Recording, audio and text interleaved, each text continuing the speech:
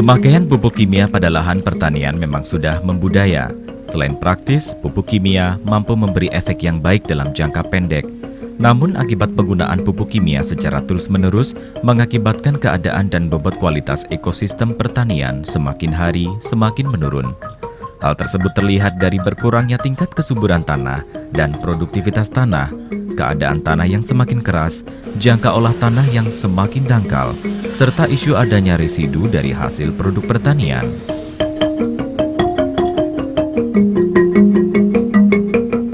Merubah petani untuk mau beralih ke pupuk organik memang tidak mudah dan butuh proses panjang, terutama dalam memberikan pemahaman kepada petani mengenai risiko penggunaan pupuk kimia dalam jangka panjang serta dosis yang berlebihan. Hal ini disebabkan karena pemakaian pupuk kimia sudah terlanjur menjadi kebiasaan, meski sebenarnya petani juga dihadapkan pada berbagai masalah, baik terkait harga maupun sulitnya mendapatkan pupuk kimia tersebut. Demi masa depan dan perbaikan kondisi tanah pertanian, penggunaan pupuk kimia perlu dibatasi.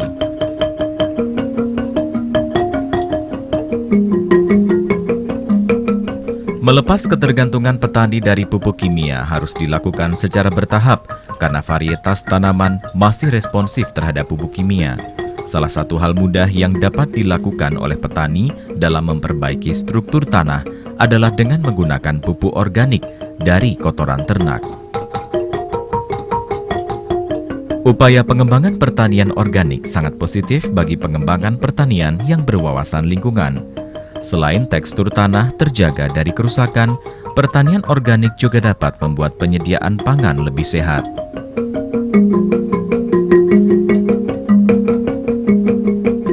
Salah satu konsep seperti yang ditawarkan oleh Tugimim, warga Wonorejo, Sleman.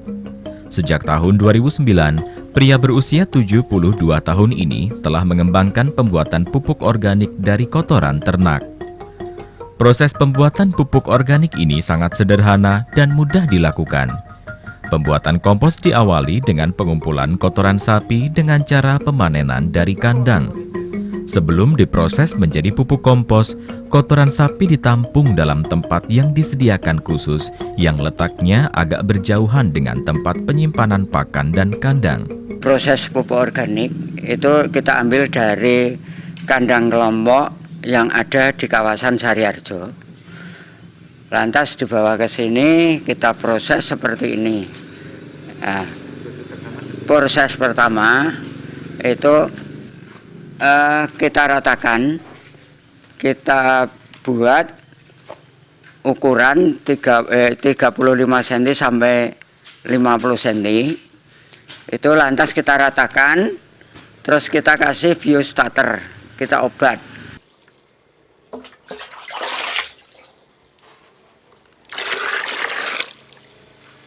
Nah, lantas ukurannya per 1 ton itu 1 liter ditambah 9 air.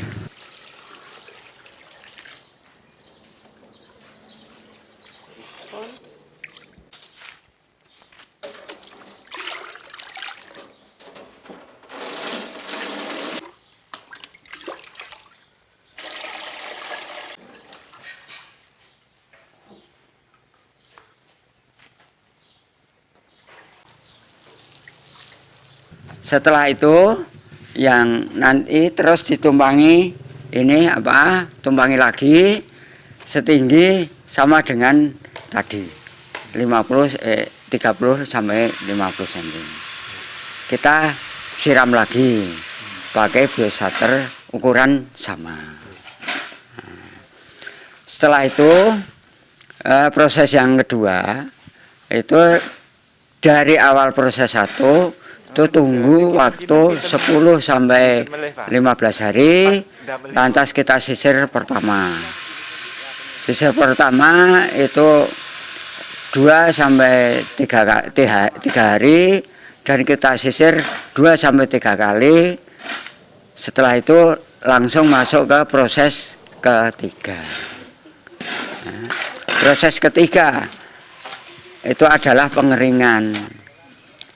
Pengeringan harus dilindungi atap pakai atap plastik. Jadi nggak boleh dengan cara dijemur kena sinar matahari langsung tidak boleh, karena nanti bakterinya banyak yang mati. Ketebalan itu menyesuaikan, bisa 5-10 cm. Ya diorak-arik istilahnya, Jawanya kan diorak-arik ya dibolak-balik biar cepat kena angin, cepat kering.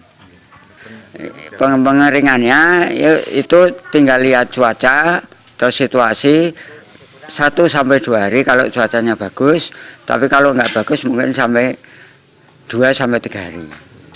Ya, proses 4, dari proses ketiga kita kumpulkan jadi satu, kita tunggu sampai ya mencapai suhu panasnya berbeda. Jadi nanti kalau setelah ditumbuk kan lebih panas. Nah, itu kan proses namanya ya. Lantas itu digiling.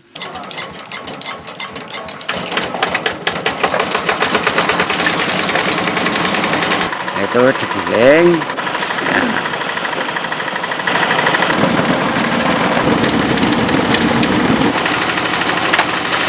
Setelah digiling ditumbuk lagi kira-kira ya 2 hari. Setelah kita tumbuk 2 hari baru kita saring. Nah, kita saring, itu penyaringan masuk ke proses yang kelima.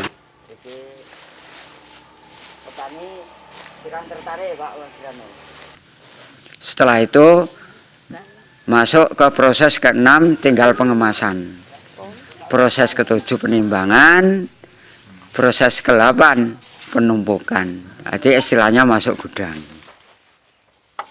Unsurnya untuk kandungan CN rasionya di sini 16 ya.